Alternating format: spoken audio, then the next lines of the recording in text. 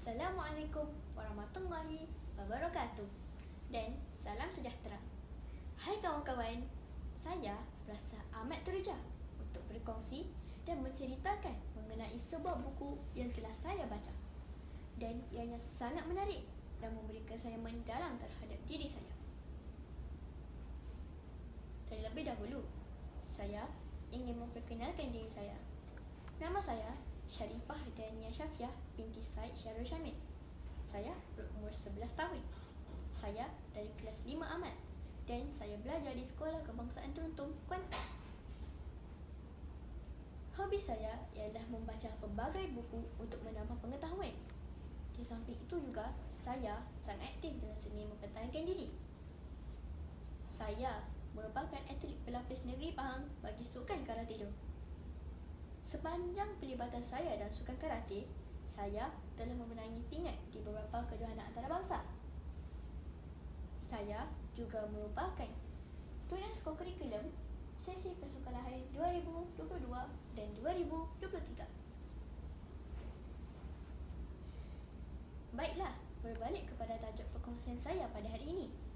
Buku yang ingin saya kongsikan ini bertajuk Majika Puteri Legenda Dunia Wali Nosari. Buku berhalaman 148 muka surat ini ditulis oleh saudara Arif Zulkifli dan diterbitkan oleh Bookyard pada tahun 2022. Buku ini berharga RM10 di Semenanjung Malaysia dan RM12 bagi Sabah dan Sarawak. Sesuai dengan tajuknya, Majika Puteri Legenda Dunia Wali Nosari, buku dengan kisah imajinasi ini menceritakan tentang Aja, seorang gadis yang mahir dalam bidang seni mempertahankan diri, iaitu silat. Aja telah mengalami satu peristiwa pelik sewaktu melawat neneknya, iaitu Nek Mon di kampung yang mengalami kecederaan di kaki. Aja telah kematian ibu dalam satu kemalangan jalan raya, telah pulang ke kampung ibunya bersama-sama ayahnya. Sewaktu berada di kawasan pokok mengkuang neneknya di belakang rumah, Aja telah diekori oleh seorang perempuan yang bernama Bu Sumelut. Oleh kerana bimbang akan keselamatan dirinya, Aja terus mengilaskan badannya dan cuba menendang Bu Sumelut. Tetapi tendangannya berjaya dielak. Bu Sumelut mendakwa dirinya adalah adik kepada ibu Aja, walaupun hakikatnya ibu Aja merupakan anak tunggal dalam keluarganya. Perempuan yang bersanggul, berkebaya putih dan berkain batik itu berpesan kepada Aja agar berjumpa dengannya di hujung kampung jika Aja ditimpa sesuatu musibah. Pada malam tersebut, Aja tidur dan kemudian dia terjaga kerana ingin ke tandas. Sewaktu keluar dari tandas, dia terdengar suara ayahnya yang kuat di ruang tamu. Aja melihat cahaya yang terang di sekitar tempat tidur ayahnya. Tiba-tiba, ayahnya hilang dalam sekelip mata. Begitu juga dengan neneknya. Aja berasa panik. Dia tidak tahu apa yang harus dilakukannya. Tiba-tiba, Aja teringatkan Bu Sumelut.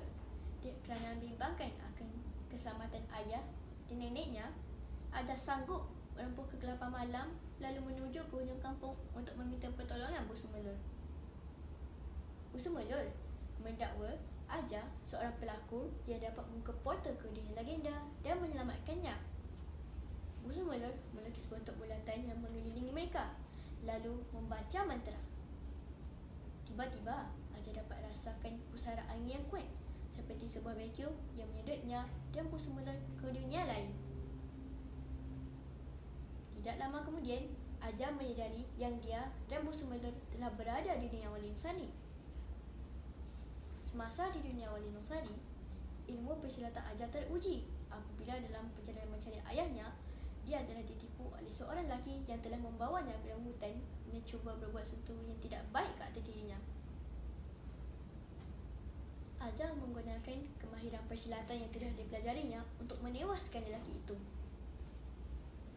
Sewaktu di dalam hutan itu jugalah Aja bertemu dengan Puteri Wali Nosari. Dia telah bergabung tenaga dengan Tuan Puteri dan pengikut-pengikutnya berlawan dengan musuh-musuh yang ingin membunuh Puteri Wali Nosari. Setelah berjaya menyelamatkan Puteri Wali Nosari, Aja dan busung melur sekali lagi masuk ke dalam bulatan yang dilukis dan sampai ke satu tempat di mana ayahnya ditangkap dan dikurung. Setelah berlawan dan menewaskan 2 orang pengawal, Aja akhirnya berjaya menyelamatkan ayahnya dan mereka segera meninggalkan tempat tersebut. Aja bersyukur dan rasa gembira kerana telah bertemu semula dengan ayahnya walaupun neneknya tidak ditemui. Menarik kan cerita dunia Wali Nusari ini? Terdapat banyak pengajaran yang dapat saya peroleh daripada buku cerita ini.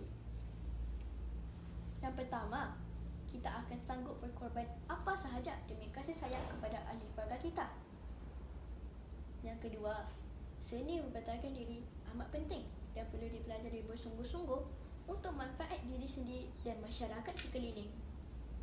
Dan yang ketiga, sikap bantu-membantu dan bekerjasama amat penting dalam menyelesaikan sesuatu tugasan atau masalah agar setiap masalah tersebut dapat diselesaikan dengan cara yang terbaik. Fokus terhadap apa yang kita ingin capai dan garap. InsyaAllah, kejayaan pasti milik kita. Selain itu, dalam buku ini juga saya dapat mengetik ilmu dan mempelajari proses tentang pembuatan tikar mengkuang yang rumit dan mencabar kesabaran. Nek Mon, iaitu nenek Aja, sangat mahir dan pakar dalam menganyam tikar mengkuang. Langkah demi langkah diajarkan kepada Aja cara-cara menyediakan dan menganyam tikar mengkuang tersebut sehingga selesai. Saya juga teruja kerana dapat mengetahui banyak kosakata baharu yang sebelum ini tidak saya ketahui, seperti Maharaja Siang, Lakur, Bejana, Lawang, Bergersik, Rupatah dan Gapura. Kawan-kawan pasti tidak pernah mengetahui perkataan-perkataan tersebut, kan? Akhir kata daripada saya, buku ini sememangnya menarik walaupun mengandungi unsur-unsur imajinasi yang tidak logik.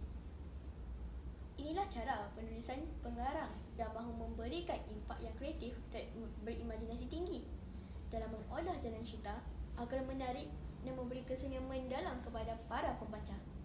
Sekian, terima kasih.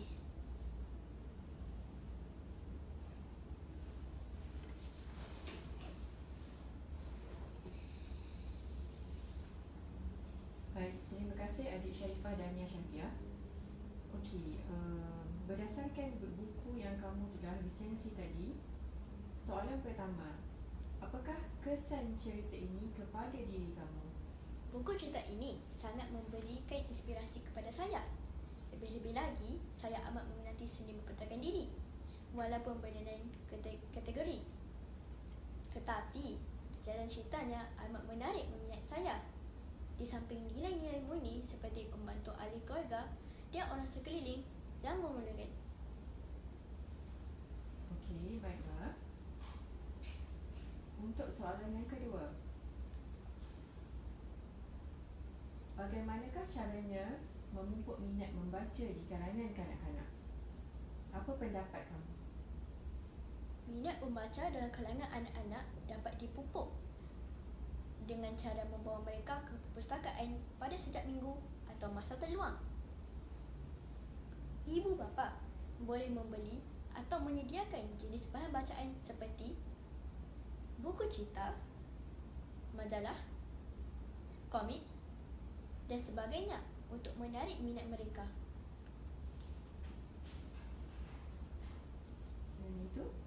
Selain itu, sumber bacaan digital seperti rak buku maya serta akses internet pada laman web tertentu banyak menyediakan pelbagai bahan bacaan menarik. Kerana bahan bacaan digital ini mudah diakses menggunakan peranti seperti telefon bimbit, tablet, laptop dan ianya boleh digunakan pada bila-bila masa yang terluang. Maknanya buku nanti boleh dibaca di mana-mana. Buku cerita nanti boleh dibaca di mana-mana. Betul? Ya. Okey, terima kasih. Sama-sama, cikgu.